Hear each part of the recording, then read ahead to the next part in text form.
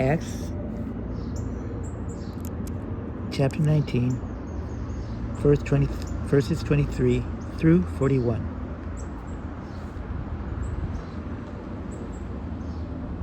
And at the same time there arose no small stir about that way.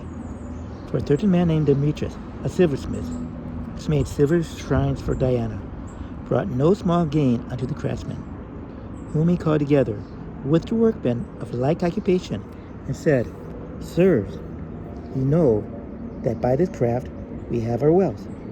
Moreover ye see and hear that not alone at Ephesus, but almost all throughout all Asia, this Paul has persuaded and turned away much people, saying that there be no gods which are made with hands, so that only this our craft is in danger to be set at naught, but also the temple of the great goddess Diana should be despised, and her magnificent should be destroyed, whom all Asia and the world worshipeth.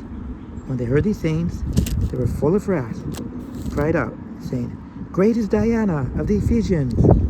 The whole city was filled with confusion.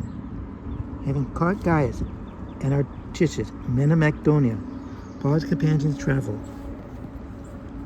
They rushed with one accord into the theater. When Paul would have entered in unto the people, the disciples suffered him not. And certain of the chief of Asia, which were his friends, sent unto him, desiring him that he would not venture himself into the theater. Some therefore cried one thing, and some another. For the assembly was confused, and the more part knew not wherefore they were come together.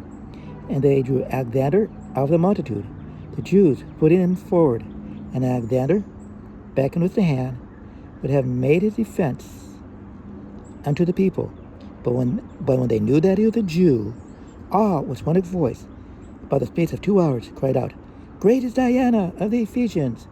And when the town clerk had appeased the people, he said, Ye men of Ephesus, what man is there that knoweth not how that the city of the Ephesians is a worshipper of the great goddess Diana, and of the image which fell down from Jupiter? Seeing then that these things cannot be spoken against, ye ought to be quiet and do nothing rashly. For ye have brought hither these men, which are neither robbers of your churches. For ye have brought hither these men, which are neither robbers of churches, nor yet blasphemers of your goddess. Wherefore, if Demetrius and the craftsmen which are with him have a matter against any man, the law is open, and there are deputies. Let them plead one another. But if he inquire anything concerning other matters, it should be determined in a lawful assembly. For we are in danger to be called in question for this day's uproar, there being no cause whereby we may give an account of this concourse. And when he has thus spoken, he dismissed the assembly. Okay, probably wondering why I'm reading this today. Well, compared to the people who are complaining about the movie Odyssey, I myself won't see it, but not for the reasons they won't see it. I don't care if it's so-called desperate. It's mythology,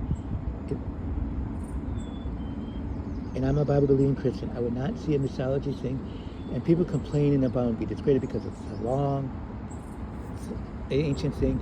Guess what? All pagan things were. Abraham came out of a pagan thing. If Abraham had come out of the pagan thing, there would be no America, because Abraham was the descendant of Israel, which were the first Christians, and which spread through Europe, and then they defected here. In other words, if Abraham hadn't come out of pagan idolatry, you guys wouldn't be whining about the Odyssey movie being discredited. So I don't know how popular this video is going to be. Probably not. Bye now.